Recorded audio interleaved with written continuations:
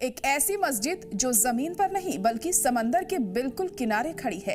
एक ऐसी मस्जिद जिसकी मीनार इतनी ऊंची है कि आसमान को छूती हुई महसूस होती है। और एक ऐसा शाही फैसला जिसके पीछे एक ऐसी वजह थी जिसे सुनकर आप शायद कुछ पल के लिए खामोश हो जाएंगे।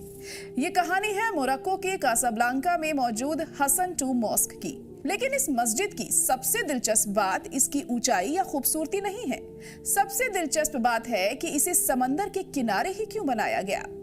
साल 1980 में मोरक्को के बादशाह किंग हसन टू ने इस मस्जिद को लेकर एक खास ख्वाहिश का इजहार किया था।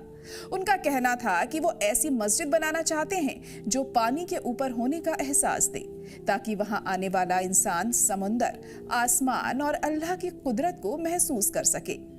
इस सोच का ताल्लुक कुरान की सूरह हुद की उस आयत में बताया जाता है जिसमें आता है कि अल्लाह का अर्श पानी पर था और फिर शुरू हुआ एक ऐसा तामीरी काम जिसने पूरी दुनिया को हैरान कर दिया।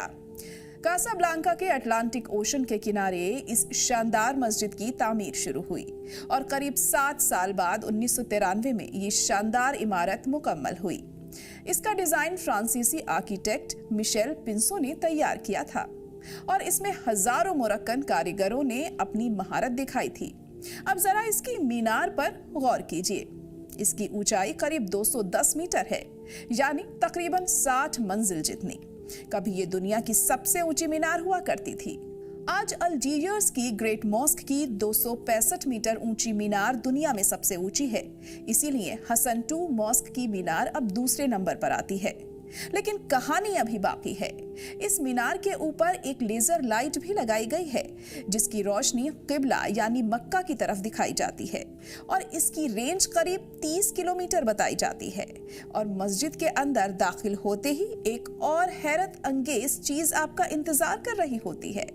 इसका बड़ा प्रेयर हॉल करीब 25,000 लोगों को जगह दे सकता है, जबकि इसके बाहर के कोर्टयार्ड में करीब 80,000 लोग नमाज अदा कर सकते हैं।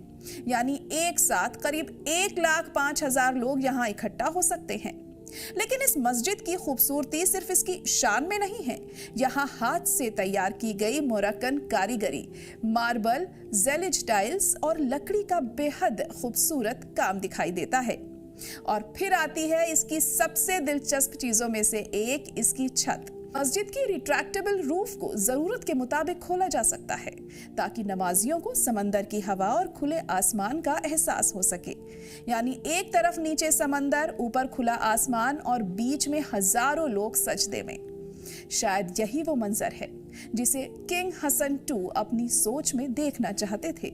और इस पूरी मस्जिद को बनाने में सिर्फ हुकूमत ही नहीं बल्कि आम लोगों ने भी हिस्सा लिया। फाउंडेशन के मुताबिक इसे मोरक्कन लोगों की वॉलंटरी पार्टिसिपेशन से तैयार किया गया है।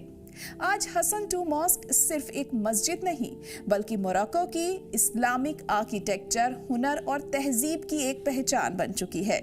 और जब शाम के वक्त इसकी रोशनियां अटलांटिक ओशन के किनारे चमकती हैं तो इंसान के दिल में बस एक ही ख्याल आता है, इंसान ने इमारत जरूर बनाई है लेकिन इसकी खूबसूरती देखकर बार बार याद उसी रब की आती है जिसने समंदर, आसमान और पूरी कायनात को बनाया है। कासाब्लांका की हसन टू मॉस्क एक ऐसी मस्जिद है जहां समंदर के किनारे खड़े होकर इंसान को अपनी बेपनाह छोटी सी हैसियत और अल्लाह की अजमत का एहसास होता है।